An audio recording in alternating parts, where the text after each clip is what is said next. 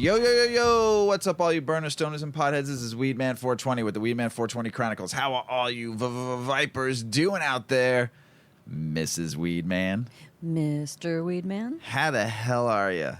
Great. That's awesome. How are you? I'm doing great. It's been a great day. It was beautiful, sunny out, a little chilly here in the south side of Chicago, but boy, that sun was hot. I love when that sun is blazing. The time change, though, did us dirty. But it was great when it was 5 o'clock and it was still super bright out. And then at 6 o'clock it was still bright out. Yep. And I think even at 7 o'clock it was still sunny. The sun was up last night and tonight till about 7:45. Sweet. So yeah, it's spring. Beautiful. It's spring. Coming. It's coming. Hey, everybody out there in the world. Hopefully you're doing great. Hopefully you're smoking some big fat doinks while you're listening to the show. I'm gonna smoke by myself tonight. My smoking partner will tell you why she's not smoking tonight. So I'm going to smoke some Orange Soul, and there's not much information about this Orange Soul. It was grown by our good friend Big Earl, and I really do love this strain because it smells like orange blossoms, like you're being in an orange field, and it's just such a phenomenal smelling strain, and I love it. It is, I would say it's more of an uppity strain because I smoked it last night before we went to bed, and I shouldn't have because I was looking at the ceilings. You know, it's a good strain. It's phenomenal. It's fun. It's talkative. It's relaxing. It took all my pain away if I had in my back. So it is great for that, but not a good strain to sleep on. It's a very nice strain though in general. So it's called Orange Soul. We've smoked it on the show before. I just like it. I still have a couple nugs left. So I'm gonna smoke while Mrs. Weedman's gonna tell you why she's not smoking.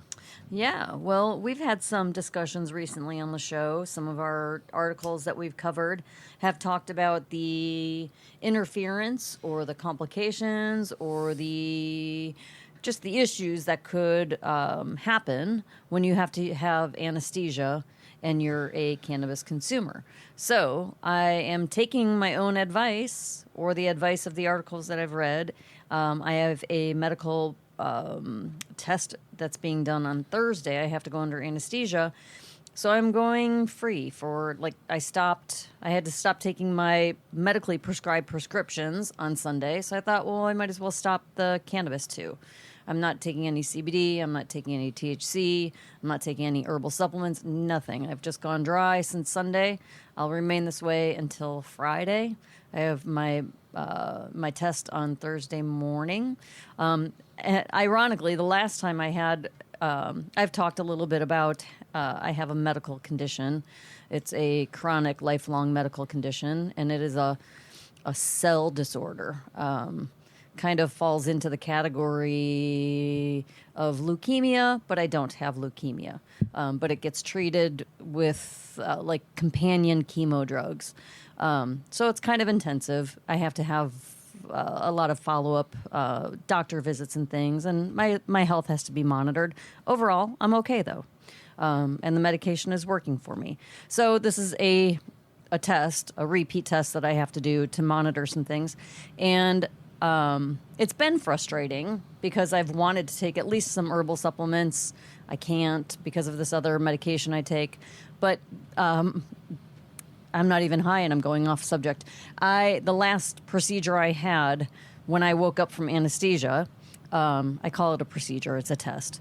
When I woke up from anesthesia, I was across from the nurse's station at the hospital.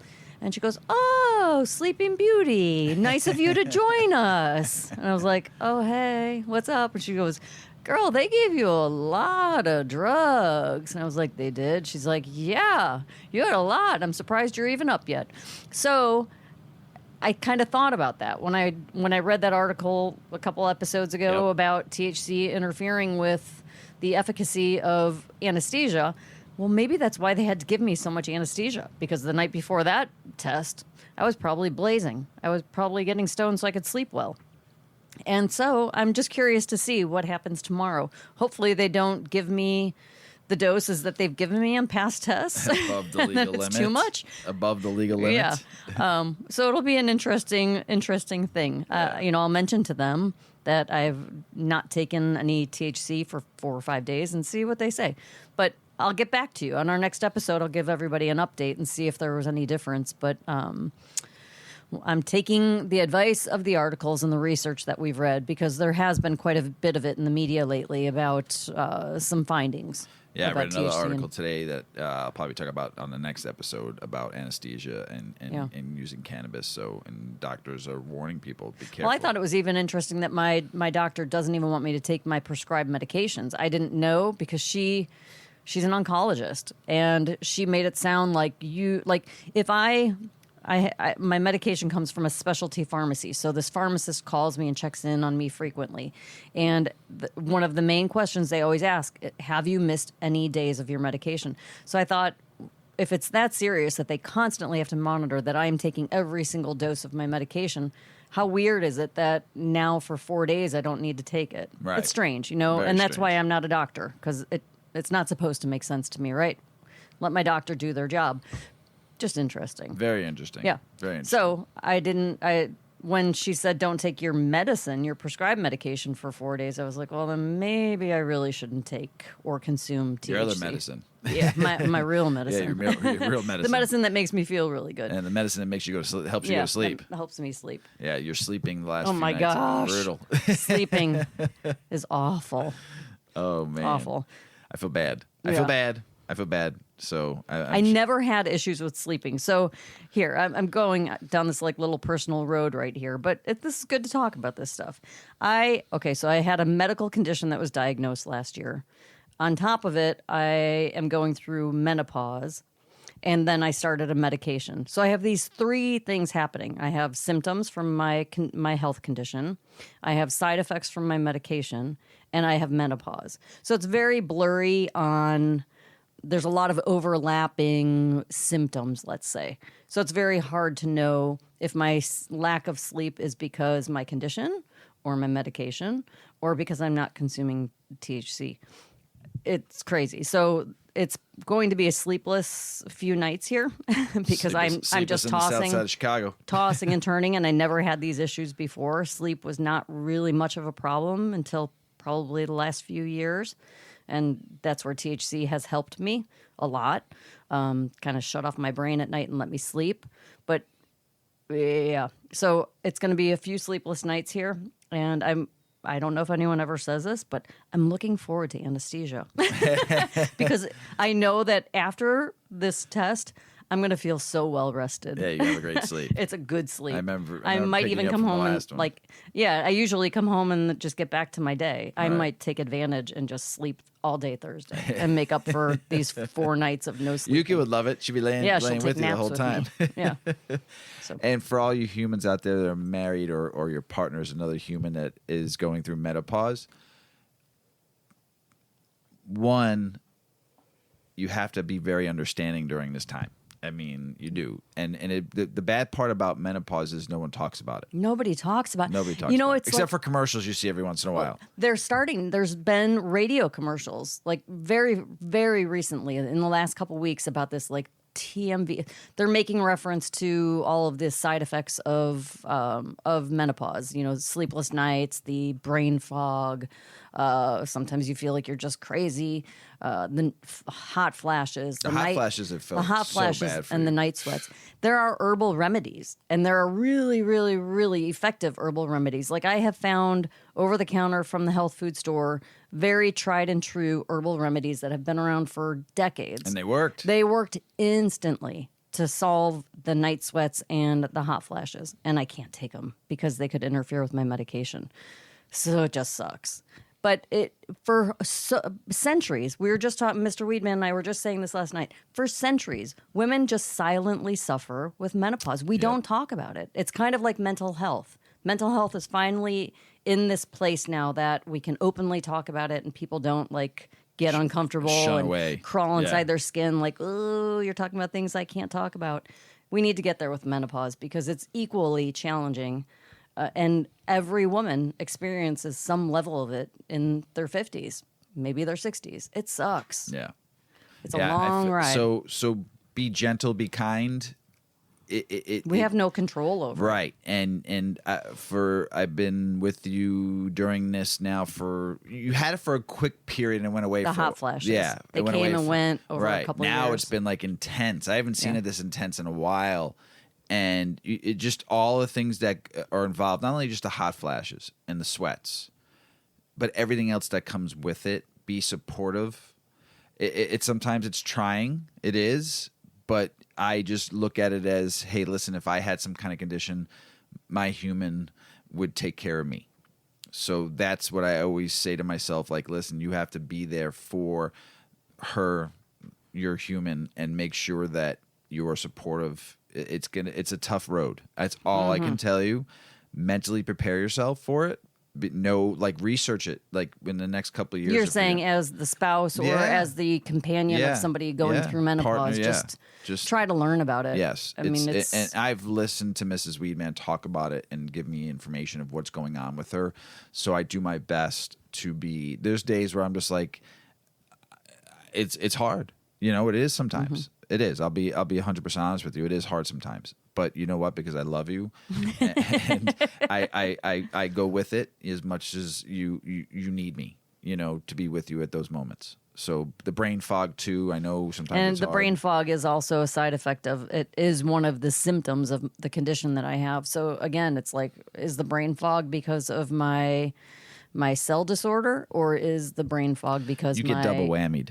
I am double. I'm double triple whammied, whammied because then my medication can cause brain fog too. My medication can cause like complete psychosis. I said the other night, strokes, all sorts of fun. We stuff. were in bed the other night, and you were having a hot flash, and we were talking, and I said I feel bad for you. I said I feel for you. I said I can't feel what you're feeling, but I feel it's not fair because you're going through two different hard things right now: menopause and your cell disorder, and you're getting whacked with the medication you're taking. And I just said it's not fair.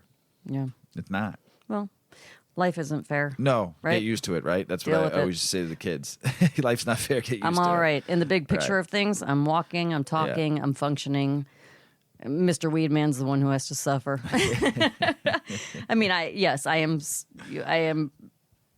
hate to use the word suffering because if you looked at me, I'm fine, right? You wouldn't know that all these things are happening. So I would say that Mr. Weedman does get the brunt of me complaining or having moments of just feeling like complete crap. He's the one that gets to hear about it. I'm here for you. When you walk out the door and you go to work, you put the smile on, right? And you're not going to talk about all this stuff, right? So thank you, Mr. Weedman. Yeah, you're welcome. But it's just about being partners, right? Right. You go through it. You need to roll with the punches every day. Well, if you had problems, I don't know if I do. No, I'm joking. You know that. I know. I've only had one issue in my life. Only one? One. What? One. I had one surgery once. Oh, like one medical thing. And I took total advantage of it. I laid on the couch for 4 days and made you go get me frozen peas, if you all know what I'm talking about. So I milked it. I ate bad food for 4 days, watched sports and anime. Iced your anatomy. Yes, with frozen peas. And Miss Weedman, go get me some Arby's and go get me some frozen peas. Oh my God. I ate bad food. I said, I'm going to take. I did. Took advantage of it. That's funny. Life is funny. I milked it. I did. We are watching a new show. We're on episode 4 of it now. White Lotus. It's great. I have not seen you this binging a show, want to watch episode after episode in a long time. Well, it's just the preliminary character buildup in shows just is so engaging to me. Yes. And these characters aren't very complex. They're just normal people doing their thing or normal dysfunctional people doing their thing on a vacation. I just feel like there's something big is going to happen. Something big did happen, and it made me not like the show. It made me upset. I was like, I can't believe they're doing this. I really like the character. But even bigger thing, you could just feel the tension and the something's ready to. Yeah, and I'm so curious about what it is. I have not seen you want to binge a show like this since Moira. Oh God, Schitt's Creek. Schitt's Creek. My God, I love that. That's the show. last time I've seen you. We were watching 2-3 episodes a night. You can't. That show you cannot get enough of. 100%. But that was the last one I've seen great. you want to binge. And that was a show. just fun. The Comedy, dynamics of those characters were just perfect, amazing. Yeah, oh my Moira. God. Oh my God, she was awesome. And David. Yeah. I really wanted to. I want him to be my brother. I don't have any brothers. I would like David to be my brother. Can someone make that happen? Yeah, right.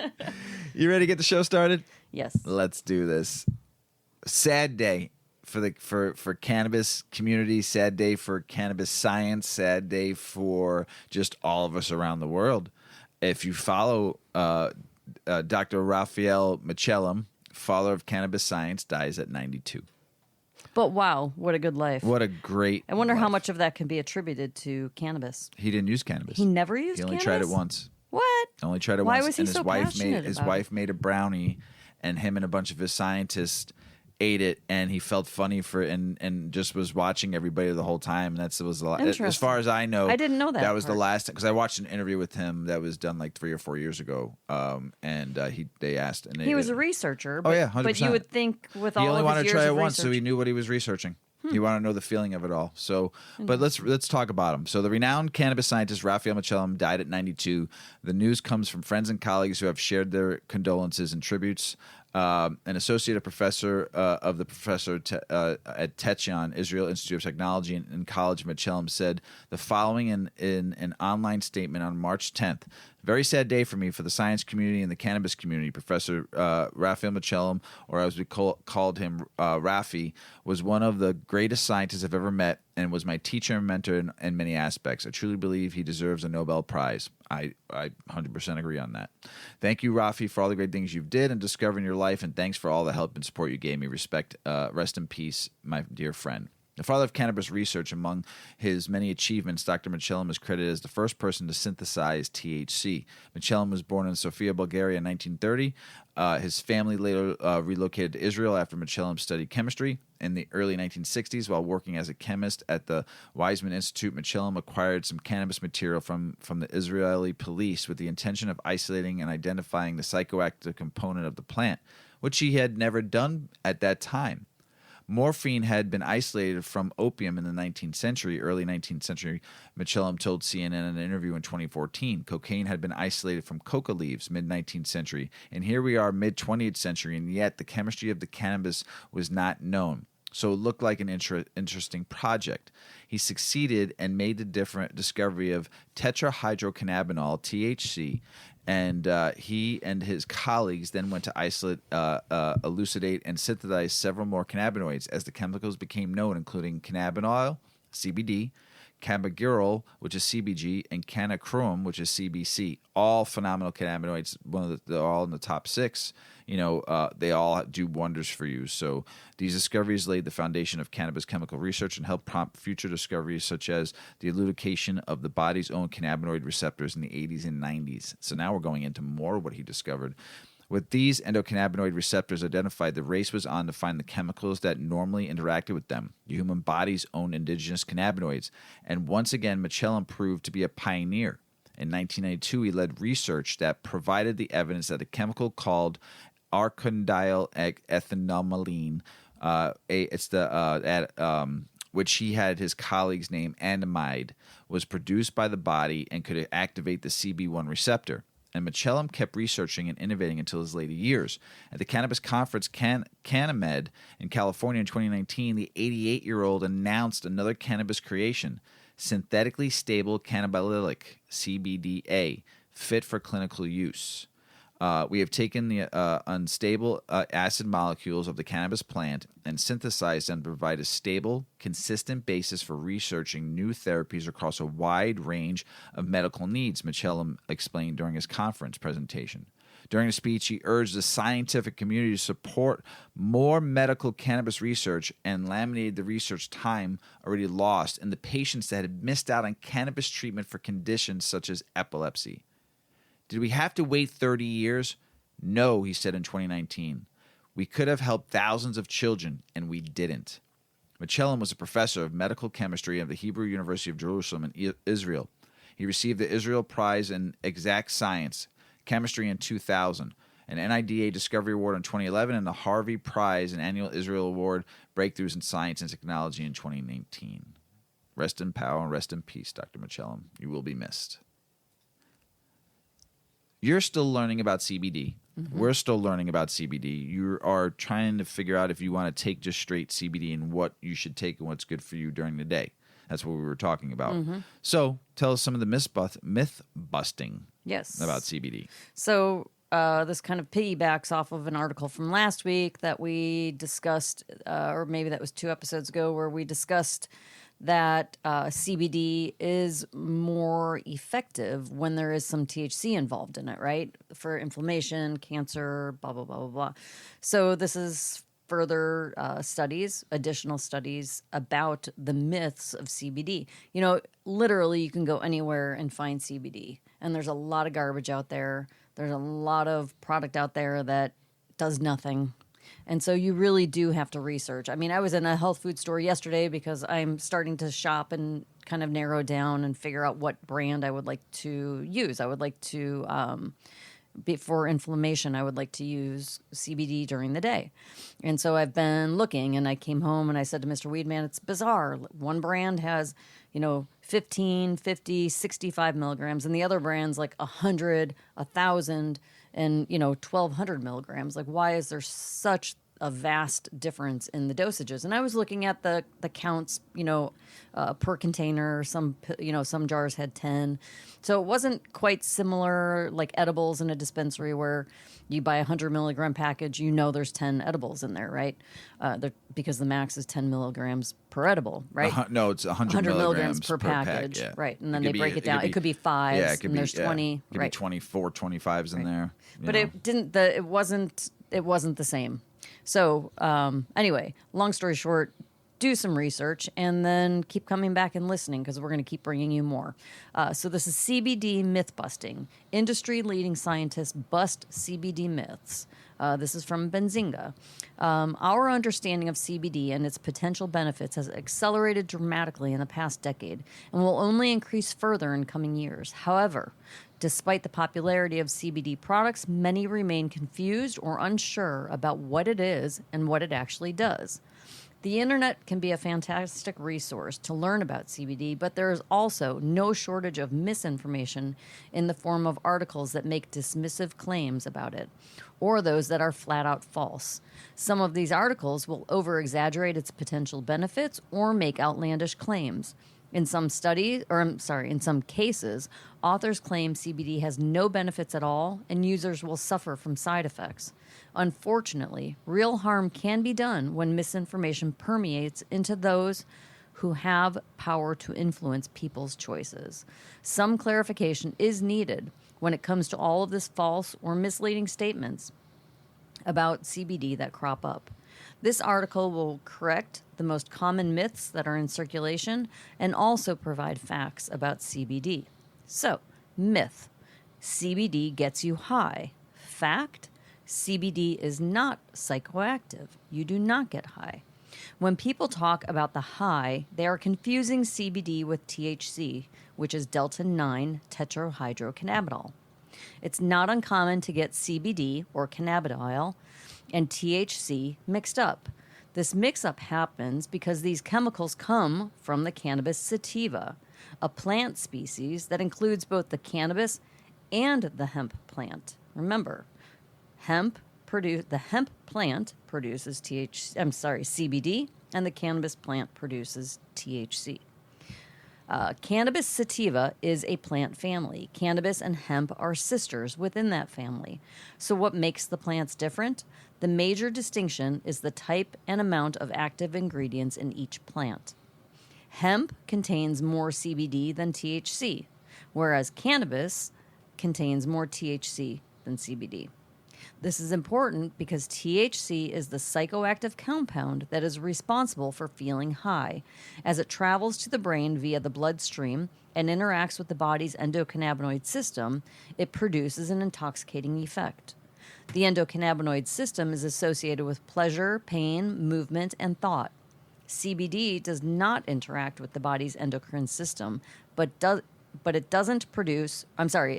interact with the body's endocrine system, but it doesn't produce an intoxicating effect. Okay? What about reports of uplifting CBD? Well, the uplifting feeling isn't due to intoxication. CBD is known to affect serotonin receptors. And I want to say something because I read this article, and then we smoked a bunch of CBD, and I did. You'd feel very the kind of a the serotonin. Yes, very euphoric. We smoked a lot. I just didn't smoke one hit. we smoked pot. We smoked 2 bowls. A lot, yeah. Yeah, and I was feeling euphoric. I feel very energized. Great. Yeah, you feel I very felt great. nice, very clear. Yes, very but clear. But you don't feel high. Right. You feel don't. clear. You don't have the psychoactive effect, and I hate the word psychoactive effect when they use it to cannabis because I don't feel psychoactive. It's just But let's just say the serotonin in my receptors released in my body, and I felt great. But it's not high. Right. It's a different. It's a different feeling. Okay. It's a different feeling. So, like they're saying, it's uplifting. All right. So CBD is known to affect serotonin receptors. Serotonin is involved in feelings of happiness and contentment. The way CBD can modulate serotonin receptors is likely the reason for its stress-reducing effects. However, more research is needed, of course, to understand exactly how it accomplishes this. All right, here's another myth. CBD is addictive. Fact, CBD is not addictive. Addiction is defined as a compulsive need to use a substance and an inability to stop. The majority of addictive substances work by targeting the pleasure centers of the brain, which means to experience more pleasure or avoid withdrawal symptoms, a person must carry on consuming the substance. Another characteristic of an addictive substance is the need to use more of it to produce the same effect. While some substances can lead to dependence, the World Health Organization, which my oncologist refers to all the time, it is the standard for physicians. This is their Bible. The World Health Organization states that CBD exhibits no indicative effects of abuse or dependence in humans. Yay. This could be because CBD doesn't produce intoxicating effects. All right, another myth. CBD is illegal. Fact, CBD legality is a gray area. I will tell you, they now are marketing CBD in health food stores with a CBD THC ratio because the hemp plant does have a small amount of THC in it. So they're now labeling the package, which is so confusing and crazy because how is it in a regular grocery store or health food store or, you're seeing THC on a label of something? Kind of blew my mind. Anyway, CBD derived from hemp contains lower than 0.3% THC. This means that it is not illegal, right? And hemp is also not a controlled substance. However, anything over 0.3% THC is classed as illegal. So I guess, in that sense, they can say just so you all know, there's specific plants out there that are grown for that THC level, because I've been smoking CBD that is about 12% CBD and about 3% CBD THC. So that's coming from a cannabis plant. That's coming from a CBD an industrial plant. hemp plant. It's not. It's just a straight it's a CBD plant. Yep. The only way to fully understand CBD legality in your state is to consult your health department website or the professional that may have knowledge of the laws. All right, another myth. CBD is unsafe. A fact. CBD is generally considered safe at low doses. CBD products are well tolerated by most people. Hemp-derived CBD doesn't contain THC and therefore will not produce a high. CBD's medical and health applications are being actively studied. However, more research is still needed. There are some potential side effects of very high doses of CBD, including dry mouth, diarrhea, reduced appetite, drowsiness, and fatigue. And there are potential interactions between CBD and other medications. This is why it's very important to talk to your doctor for advice if you're taking a medication and want to try CBD. A qualified medical professional will help determine the best dosage for you and take into account your medical history. And it's unclear if CBD is suitable for children. Another myth, CBD doesn't work. Fact, CBD provides support for many aspects of your well-being. Evidence shows that CBD supports your well-being and may help lower excess cortisol. Some preclinical evidence shows that CBD can help with sleep and minor pain. However, these benefits do not apply equally to all CBD products. Important here, topical creams rubbed into your skin do not absorb into the bloodstream, but do have skin-soothing benefits. So skin, the CBD that The stuff that you buy everywhere that you can rub all over your skin is treating your skin. You're treating the largest organ in your body. I know, but if you're trying to get to pain, bone pain, I get it. You're not doing anything, right? Another issue, it's not helping with inflammation, right? It's surface. Another issue is determining if the product you're buying contains the ingredients that are stated on the package. Remember, there are loose regulations on this stuff right now. In some major brand stores, as little as 4% of the products tested contain the ingredients stated. 4%. Damn. 4%. And CBD products are expensive. And they're everywhere. They're everywhere. But the stuff I was looking at yesterday was $50, $60, $70, $80, $90, $100. You might as well go to the dispensary. Point being, do your research. Why are you going to spend that kind of money and have no benefit from what you're putting in your body or on your body? Do your research. It's integral that the consumer does their own research and finds reputable products and brands. Another myth. CBD works the same for everybody. Fact. Effects can vary between individuals. Every CBD product is different, and while it's becoming a popular supplement option, that doesn't mean it works the same way for everyone. How your body absorbs and metabolizes CBD depends on factors that include biochemistry and your own unique genetics. CBD interacts with your endocannabinoid system, and everyone's system will function a little differently. The time taken for a CBD product to work its way into your system depends on both the individual and how the product is consumed. Here's another one. For example, oil-based capsules consumed orally have a bioavailability as low as 6 to 19%. More waste, guys. If you're just taking this shit, it's just not doing anything. However, there are various things that you can do that can increase the bioavailability, such as taking your CBD with a meal. The industry is developing new methods of CBD consumption to make this process as efficient as possible. These developments can enable more and more individuals to benefit from CBD as quickly as possible. SmartSorb is a new technology, and they are designing something that will enhance bioavailability and work with your body's system. Anyone new to using CBD as a supplement should start at low dosages and take it nice and slow. A qualified physician, again, can help you pick a dose. And another myth. CBD is a marketing scam. The fact, CBD is neither a scam or a miracle cure. I do hear a lot of people think that it's a miracle. Ever since the herbal supplement boom in the U.S., a $49 billion a year industry in motion since 2010, CBD sales have increased exponentially. That's a lot of money. It's a lot.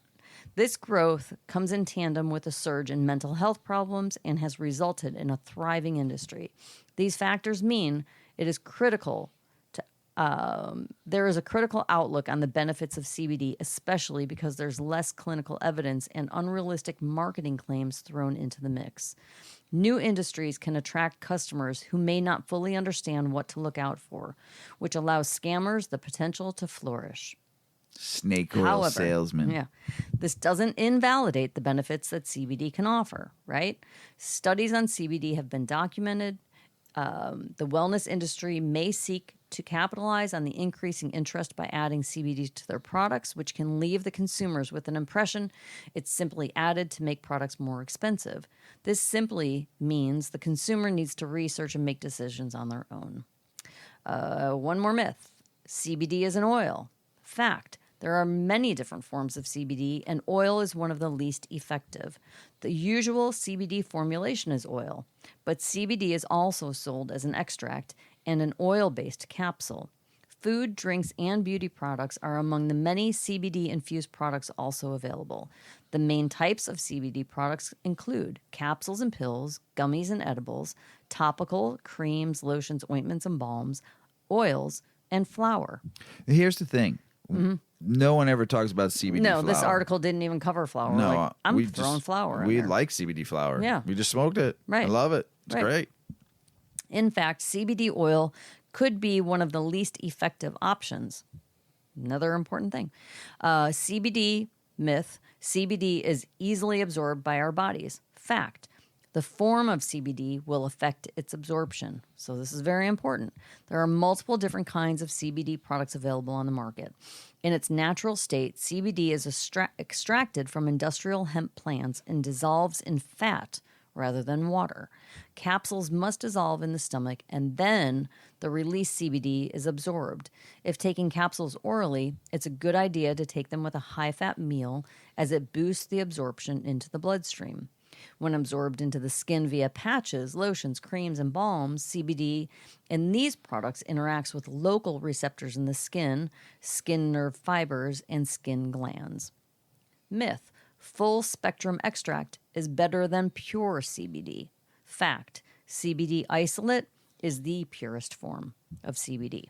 CBD isolate is derived from hemp plants, and it doesn't contain other plant compounds. Hemp-derived CBD also typically contains very low amounts of THC. Lower THC and a lack of interfering plant compounds makes CBD isolate a suitable choice for first-time users. Full-spectrum CBD products may also contain up to 0.3% THC, which is the psychoactive compound, giving you the high feeling like we just talked about. For some people, the THC in full-spectrum products might be off-putting, and high doses can produce unwanted effects. So it's important to look at all the facts, results, and ingredients of any product that you're interested in. And then there's broad spectrum. So the myth is that broad spectrum extract is better than pure CBD. Well, broad spectrum CBD is similar to full spectrum in that it can contain other plant compounds. However, an exact definition of what broad spectrum is and product compositions can vary widely. Similarly to full spectrum products, the additional ingredients have the potential for other benefits due to the entourage effect. Some CBD products may only be effective because of the other ingredients added. Most broad spectrum and full spectrum CBD products contain zero or trace amounts of THC. Another myth. This is a long one, guys, but stick with me because this is important. I mean, a lot of people are spending money and consuming these products. Oh, yeah. Yeah. So, another myth, there is no clinical research on CBD. Fact, we are continuously learning more. There is an increasing body of scientific literature available that is learning more and more about the benefits and effects of CBD. Hemp-derived CBD is much easier to study, and this is leading to huge progress in our overall understanding. Credible CBD studies have been published, and they're available to any individual through PubMed, the Multi-Digital Publishing Institute, or MDPI Open Access, and other similar resources that provide access to scientific literature. Research is key. While more research is needed from reputable scientific authorities to determine the full effectiveness of CBD, it's also important for consumers to do their own research. The available body of scientific literature on CBD is growing by the day, and this does allow consumers to make better choices more suited to their health and their needs. So, look for some of that research. If you don't want to use THC and you don't want to use cannabis, but you value the plant and you want to start consuming CBD, obviously, after that article alone, it's worth your while to do a little reading. Mm-hmm. Illinois weed revenue takes a hit from Missouri pot retailers, where first month sales boomed. So we talked about this on the last episode. Missouri opened up full rec. Recreational sales kicked off in February, several days, and only to garner $71.7 million in the first month of sales. Overall, with med and rec, it was $102 million. Wow. That's huge. Missouri wanted some weed. Missouri is taking business from some people, too. By comparison, during the first 6 months of legal cannabis sales in Missourians purchased $38.5 million worth of cannabis. That was just when it was just med. So in Illinois, following the launch of adult use cannabis sales in January 2020, users bought $39 million worth of recreational cannabis. Illinois February sales took a hit, as we talked about. So they were down about 5.8%. It's a lot. Illinois. Yeah, that's a lot. And that happens whenever a neighboring state changes, because right now people were coming across state lines from Indiana, Missouri, Iowa, Wisconsin to Illinois to get their rec and their Wisconsin will still come down, and you're still going to get people from Indiana, but a lot of people from Illinois are going to Missouri now, and a lot of people from Illinois are going to Michigan. Right. That's what I was saying. Like, yes, when you are a legal state, your neighboring state residents are going to come to you to get their weed. So now that has changed for Missouri. They're not going to bother coming to Illinois anymore. No, more people are going to go there. Taxes are cheaper. Prices are cheaper. Yeah. So if you're over the border over there, those border stores are going to get knocked out. Feel bad for them. Nevada cannabis prices going down despite rising inflation. You're going to start seeing price compression in a lot of these states that were high priced. More than a dozen congressional lawmakers demand transparency in cannabis scheduling review by Biden administration. More than a dozen bipartisan congressional lawmakers sent a letter to top Biden administrative officials on Thursday demanding transparency in the ongoing cannabis scheduling review that the president directed last year. This all has to do with the banking. This has to do with a lot of stuff. So, I mean, it's just like, who knows? It's just back and forth. Maryland House okays recreational cannabis framework bill, which is awesome, and they're going to have start being sold in stores as soon as July 1st, they said. It's not as quick as Missouri did it, but it's pretty quick. Fast. Yeah, pretty quick compared to like what New York did, and they just screwed themselves. So it's going to be a while before New York get their shit together on getting these dispensaries opened up and getting all the bodegas that are selling it, So this is crazy. 70% of Florida voters back cannabis legalization. Okay, so when you get it back on the docket in 2024, because I think you're at 420,000 signatures, and you need 800,000 signatures to get it on the ballot again. So this 70% would win the vote. So you better fucking go to the polls. I don't care if you vote for anything else. Just go to the polls and vote for this then, if you're that serious about it. Texas lawmakers, this is big, pass cannabis decriminalization bill. That's big. Even though they're trying to make themselves their own country and leave the United States. But, I mean, Texas House of Representatives legislative panel this week unanimously approved a bill to decriminalize the possession of small amounts of cannabis. The measure, House Bill 218, was approved by the House Criminal Committee with a vote of 9-0. I'm surprised. Texas is... Yeah, it's just, who knows? That surprises me. The bill reduces penalties for cannabis possession. That's awesome, So we'll see. Local cannabis decriminalization bill is also pending. Moody's bill is not the only cannabis policy reform proposal pending before Texas lawmakers. So there's a couple bills. So that's pretty good. Now just go med like everybody else and then go wreck. Oregon cannabis prices hit record lows. Market at weakest economic position. That's sad. A median retail price fell $4 on a gram to start 2023, according to state regulators, off 16% from the year earlier. That's like crazy. Retail, they're saying some prices on retail, median price is like $5-6, and then wholesale is like less than $2. Oregon collects a little more than $150 million in cannabis tax revenue. The industry's deepening troubles are a notable development, given that Oregon's cannabis market has grown to $1 billion, and that's all you get is $150 million. That's actually pretty good. They must not have. I've only been in one dispensary in Oregon. I don't even remember the prices because I was so excited just to be able to buy legal cannabis. It didn't matter. Didn't matter. Pay whatever. I didn't give a shit. Yeah, it's $500, Mr. Weedman. It was okay. Here, take it. I was like, it was my first dispensary I ever went into. I was all smiles. So, this is just an interesting thing that you're going to see happening when you have so much industry just in one state trying to do business. You see it on the West Coast so bad. You see it in Colorado. You're seeing it in Nevada. You're even starting to see it in some of the East Coast already, and you're seeing it a shit ton in Michigan. Price per compression is real when you have so much competition and not enough. Oh, Oklahoma too is crazy. Not only medical, their prices are out of fucking control.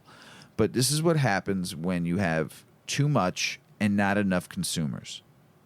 Because don't forget, not everybody consumes cannabis because they're still buying it from the traditional market, or they're still hiding in their closet because they just feel weird because it's still not federally legal. So they're still kind of hiding themselves from it. So you're going to see a lot of price compression. You're going to see a lot of. Is it good for the consumer? Yeah, but then you got to look at it this way too. Are you getting the best? You're getting the best cannabis you're buying, or are they now just growing fast, cheap? Get it out. Doesn't matter because we're only selling it for $10 an eighth. Who cares at that point then? Oh, so you think as prices compress and come down, because no one's making any money. Quality will come down. No one's making any money. Right. Why give you the top quality if you're only willing to pay? You know what I'm saying? They still might have weed for $40, $50, but most people aren't buying that. They're going to buy the $10 eighth. It's more affordable. Right. So it's just like, that's why I fight so much for states to be able to be homegrown, so you just grow your own medicine, or caregiver programs, so then you know where it's coming from and you're getting a good price, because that you're not paying the high taxes, you're not paying all the outrageous. They're giving you the best weed you could possibly get, but they're giving you a good solid price that you can afford. That would be dope based off your income, you know, instead of making it a cash cow for the government, for corporations, and everybody else, and everybody gets hurt, nobody makes any money. So just my opinion. Sales for recreational cannabis in Connecticut in February was $18.4 million. Not bad. Not bad. So, I mean, for I don't even know what the population is, but that's pretty good. The UN. There's a bunch of stuff being thrown out by the UN right now, and they're pointing fingers at the United States. They're pointing fingers at the United States about having it not federally legal here, and the states are running it. But here's this first article, and I'll read the other one on the next episode. I'm stoned. I'm very stoned. I'm watching Mr. Weedman I'm making motions at him like I'm rubbing my eyes. It feels wonderful. Sleepy. It feels wonderful. You look like you're so relaxed and calm right now. I told you this strain is really nice. Yeah. It just doesn't put me to sleep. The United Nations Drug Control Board says legal cannabis has health risk. The warning of negative health effects and psychotic disorders with legalization. I mean, come on now. I mean, there's who is running? Is United? Why is even the United Nations even around? It just, to me, it's like, why? They also worry that legalization violates the 1961 Single Convention of Narcotic Drugs. Well, first, you need to change 1961. It's not 1961 anymore, Sherlock. You think after 62 years of evidence dispelling reefer madness myths, the UN would have an updated view. But alas, they repeat the mantra that cannabis is highly addictive and liable to abuse, because you're not researching and having anybody you're hiring to do studies, of course. As per the convention, it has no scientific or medical use. Can you believe they're still saying that? In all jurisdictions where cannabis has been legalized, data shows that cannabis-related health problems have increased. Where? The UN's International Narcotics Control Board said. But what exactly is the data showing? The UN legal cannabis has risk, but what are they? The UN says legal cannabis has adverse risk and cities' data to support these claims. But what are the risks? According to the global busybodies, the most concerning effect of cannabis legalization is the likelihood of increased use, particularly among young people. Well, actually, that's a lie, because they're showing in states that are now recreational use has gone down. For young kids? For young adults and young kids. But the UN's legal cannabis risk also involve children who have accidentally consumed cannabis products like edibles. Okay, they've also consumed alcohol, and I don't see you saying anything about alcohol. Or sneaking into parents' cigarettes and smoking cigarettes. I don't see you saying anything about that either. Of course, the data is skewed to legal states, since a parent can take their children to the hospital without receiving criminal charges. That's actually not true. You can receive criminal charges in certain states if your children does consume cannabis. Yeah. And even if they control for this, more children accidentally ingesting edibles is not a valid argument against criminalizing adults who choose to consume cannabis. We wouldn't reconsider alcohol prohibition, as they said, as I just mentioned, because kids get into the liquor cabinet. So if this was the UN's only concern about legal cannabis, would safety ignore them? Public health busybodies concerned about children accidentally ingesting cannabis are nothing new. However, the UN goes further. It says that most concerning effects of legalization is the increased use, even among adults. They're concerned that legal cannabis products lowers the perception of risk of the negative consequences involved in using them. Listen, stay out of people's homes, first and foremost, UN. The UN is worried about the trivialization of legal cannabis risk. The INCB president said the expanding cannabis industry is marketing cannabis-related products to appeal to young people. Nope, that's a lie. And this is the major cause for concern, because in most states there's laws that you cannot exploit anything cannabis to kids, so they're lying. UN says there are legal cannabis risks. According to the UN, between 2000 and 2018, global medical admissions related to cannabis dependence and withdrawal increased 8-fold. Have you been having withdrawals? No. Exactly. They also say statistical evidence from Colorado, United States, show that fatal traffic accidents with drivers under the influence of cannabis nearly doubled. And no, that's a lie. We've shown that actually decrease in fatal traffic accidents with cannabis. So that's another thing they're lying about. Correlation versus causation. Statistical evidence often shows a strong correlation between two variables, but does not necessarily mean one variable caused the other. Policy decisions based on correlation alone may not be practical or have unintended consequences. Misleading data. Statistics can be manipulated or presented as dishonest, leading to incorrect conclusions and poor policy decisions. For example, almost every study on fatal traffic accidents and cannabis consumption uses a biased sample or selectively chooses data to support an anti-cannabis conclusion, 100%. Incomplete data research can limit statistical evidence through the availability of data. Government policy decisions based on incomplete or insufficient data can lead to poor outcomes. Confounding variables. Other factors may influence the outcomes observed in the data. Failure to account to these confounding variables can lead to incorrect conclusions and effective policies. Ethical concerns. Oh, my God. What about the success of cannabis legalization? While no state or country has gotten cannabis legalization right, it is clear that not criminalizing people for the plant is a step in the right direction. That's what the writer is talking about. So it goes pretty further. How useless is the United Nations? This is what the writer says. On a scale to 1 to 10, how useless is the United Nations? I'd say 11 or 12. The UN drug report is also concerned about a surge in cocaine production and trafficking. It's been like that forever, man. Come on. So the UN also blames the opioid crisis on illegal manufacturing and increased drug smuggling rather than illegality in substances. If I set to achieve a goal in 1961, by 2023, the result was worse than before. I'd have to say some serious soul searching, but not the UN. So, man, they're outdated as fuck up there. So, I don't know. It's just so outdated. They're just trying to me, it's more just trying. Scare tactics. Right. It's terrible. Stay out of it, man. Get out of here. I just don't know what to say anymore. This is a good article. This is really good, Mrs. Weedman, and I love these writers. I've read a lot of their articles, not on the show. I think this might be the first or second article I read from them. So just connections in cannabis. Tell us about it. Connections in 5 ways to create and cultivate commercial connections in cannabis by Grown In. Yeah. Are you high? No. Oh. That wasn't my next article. So, but we're going to go to it anyway. 5 ways to create and cultivate commercial connections in cannabis. This is from Grown In, and Grown In is a nice platform for cannabis networking and resources. And this is by Brad Spearson. One of the great joys and benefits of working in any ascending industry, such as cannabis, is the opportunity to continually serve as a teacher to others while learning from the expertise of those who arrived before you. Beyond any appreciation of the plant and its self-evident benefits to our health and well-being, most of us entered the cannabis industry after feeling stagnation in our previous line of work. It's nice to have a new professional mission, in this case, mainstreaming cannabis. Having worked within and built professional networking organizations for the early internet, mobile applications, and educational technology industries, I picked up a few things that may help you in your journey. As you read these nuggets of wisdom, think about key experiences you have that can be passed along to others. Listen and learn to inform what you say. Remember that as human beings, we have 2 ears and 1 mouth. While there will be countless opportunities to share with others why you are in the cannabis industry, there is tremendous value in learning from the experience from others on parallel paths or who may have arrived here before you.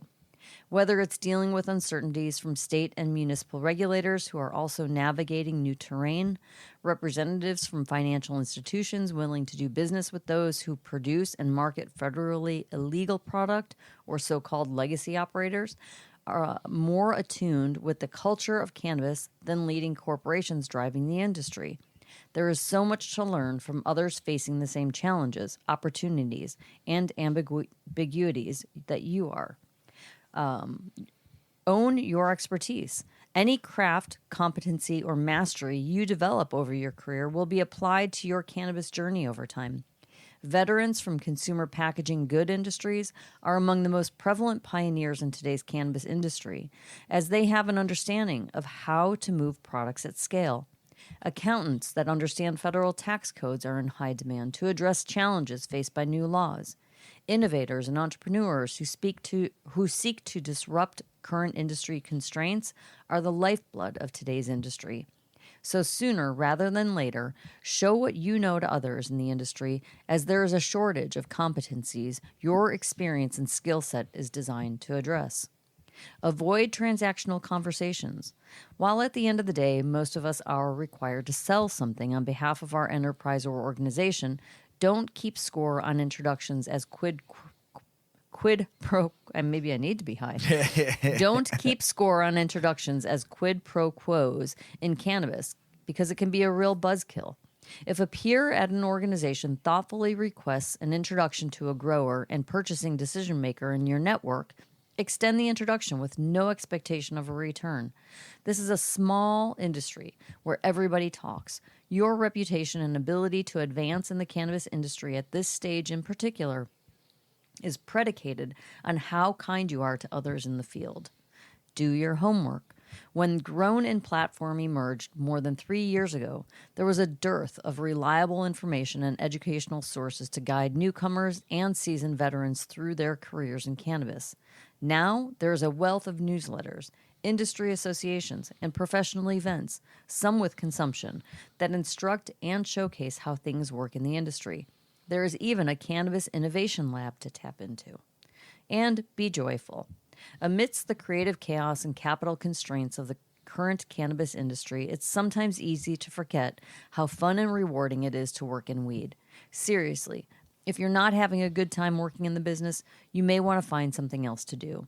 There's adventure, intellectual fulfillment, creative tension, and the potential of significant financial upsides in building an industry from ground up. Most importantly, there is the opportunity to work alongside people just as crazy as you. So have fun.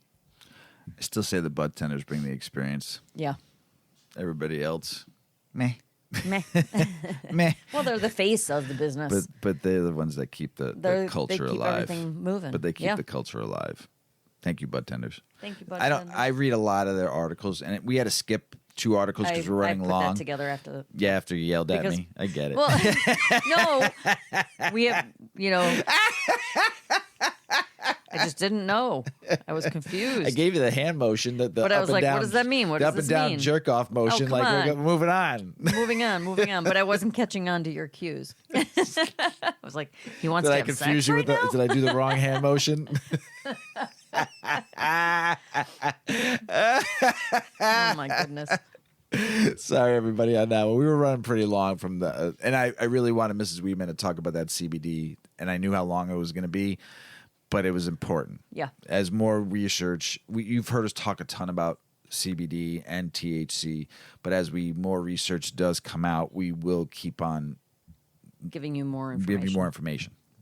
The more you know, right? The more you grow. That's it, man.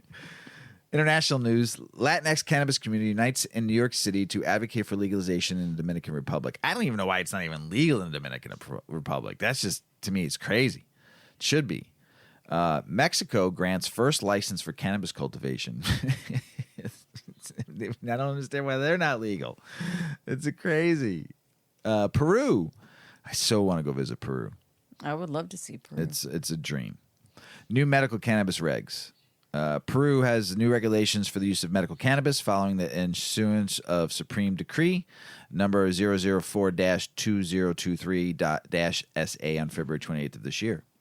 Did I confuse you again? That's great. I know. The decree approves the regulation that regulates the medicinal and therapeutic use of cannabis and its derivatives. The regulation implements the provision law number 3681 and law number 31312.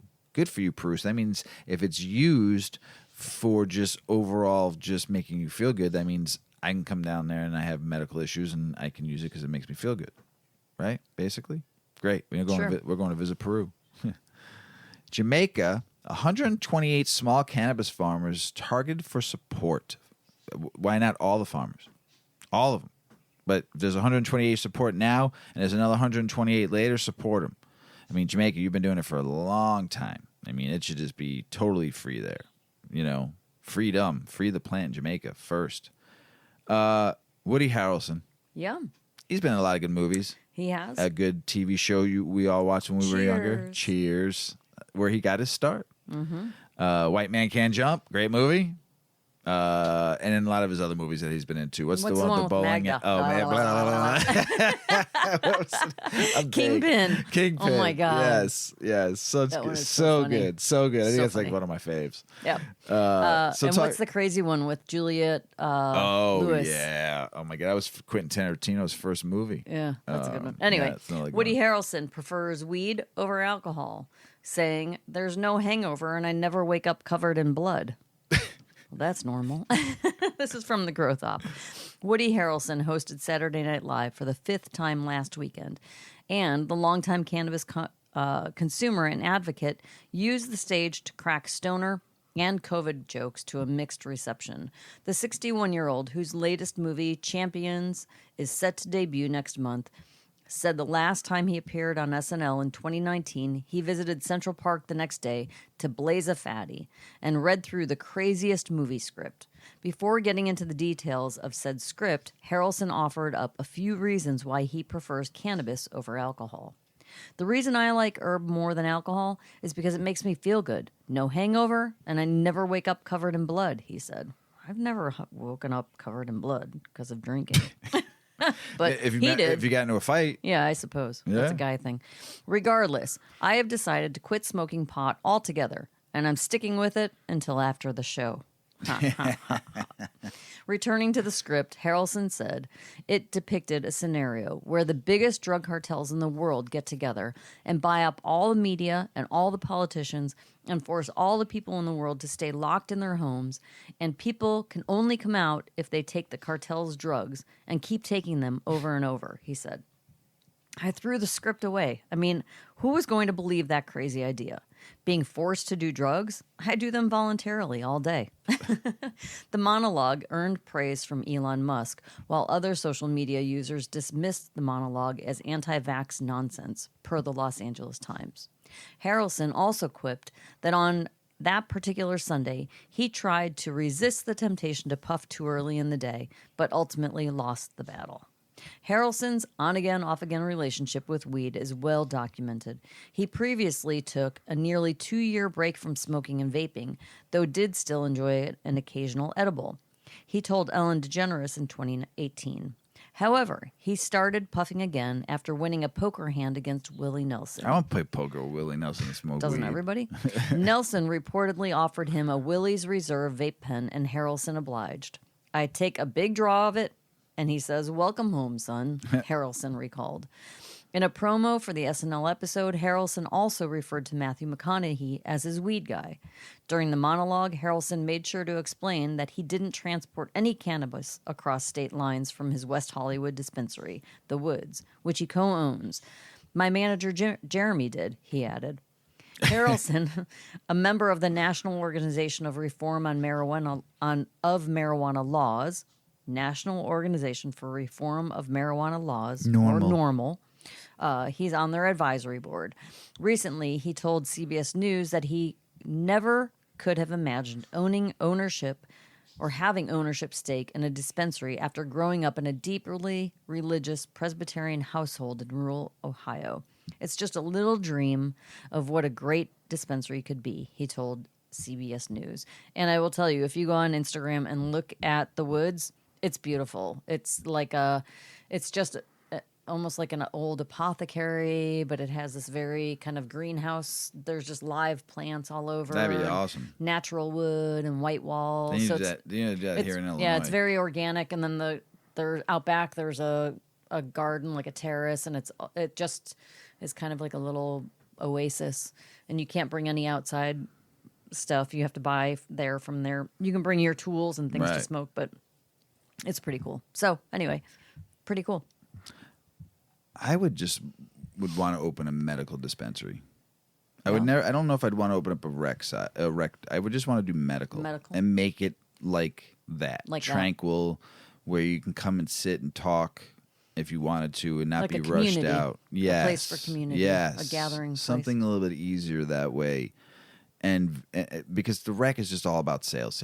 Get them in, get them out, get them in, get them out like cattle. It's not an experience. Not at all. It's terrible. In Illinois, at not least. here anyway. In Illinois, there's a couple of dispensaries that do it right, but I'm just saying though, I miss the medical days where it was more just quiet and chill, and nothing was rushed, and you got to talk to people, and no one was like looking at you weird, and it was just a nice, easy way to go. And it was couches to sit on, and you can walk through the store and look at stuff, and no one was shooing you out, or not even letting you look. You know, I would just. I see like on social media, I do see people shopping in dispensaries in other states, and they're just like they're in a store. Right. They're browsing, they're touching things. There's clothing. There's accessories. Illinois is doing 70% online. Illinois orders is like now. Like the line at Disney. You Yeah. go in, you follow the lines, Right. you go to the register, you don't even see anything. You just read from the menu, Just- buy your stuff, and right. leave. Yeah, it's just not fun. I would just want to own a cool medical dispensary and just make it a vibe. And what Illinois has done here is just handcuffed everything, because you could have cannabis experiences if you let people have the experience. Like, you can make it tranquil, you can make it. There's candle. a few dispensaries now that are opening smoke lounges. Yes, they are. But being able to smoke inside the dispensary, like not have to go to a separate room. You know, make it like I'm not talking about rec. I'm just talking about med. You know, and make it tranquil and beautiful and play. It just, to me, it just go in and chill and vibe. You know, and just maybe I'm too high for that, but right now, but to talk more about it. But Heavy Metal Magazine. It was a heavy metal movie when I was a kid in the 80s. It was like one of the first, like, I remember watching a couple late 70 anime, but this was like the first HBO anime cartoon that I watched, and it was like just like total like cavemanish rockin', like just raw barbarianism and stuff. It was crazy. So, but I guess they're starting their own brand between the comic book, the heavy metal movie in 1981. I loved that movie. What was the movie? Heavy Metal. Oh, that was the name of it. Yeah, now it's a magazine, and it's, you know, so much more. But I remember just watching the movie so many times on HBO, and then, you know, you go get a VHS tape from the place down the street, you know, and you bring it home and you watch it 20 times, because when you're a kid and there's yeah. And then you bring it back late, and you had to pay more money. Right, but also the movie had half naked women in it when you're like 8 years old. Pretty fun, right?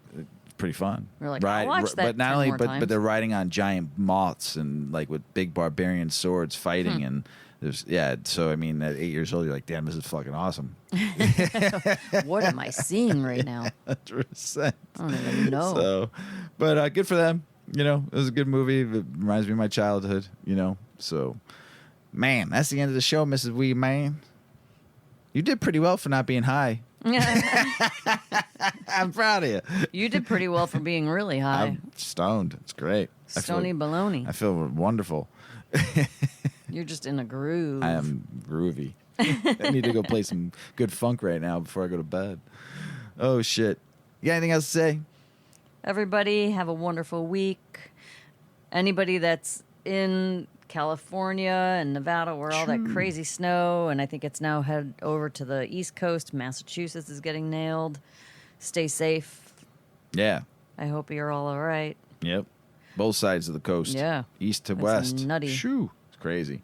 We got 2 new partners. 8-decade partners. Yes, we did. We're retailing. Super stoked. Yeah, we got some stores. Couple stores. Yeah, a couple stores. I'd like to just give them a shout out and thank them for the biz and our partnership. Smoke City Tobacco here in Evergreen Park. Thank you so much, Jose. We really appreciate you, the partnership. And then a new partner, Fumar in Wicker Park, 1655 West Division Street. And go out there and say hello to Rudy. And they have, you can see the 8-decades tray set, smoke set, and you can see the jars there. And 2 new partners. Pretty stoked. Fun. So thank you for supporting 8 decades and Mrs. Weedman's baby. My baby. And yeah, we haven't really gone much out into stores and but we're starting to, and we appreciate it. And thank you so much for our partnership together. So check us out if you want to go see the stuff, not just online at 8decades.com. Go to the stores and check them out. Touch them, feel them, hold them, ask to see them. Buy them. Buy them. Yeah, even better. Feel free. Yeah, it'd be great. So Yeah. thanks our new partners, and we appreciate you both. Mrs. Weedman, anything else before we go? I think that's it. That's it. Hey, everybody Good out there in the show. world, we love you. We love you. Peace be with you all. As Paulie always says, smoke smart. Puff, puff, and away. Puff, puff, pass.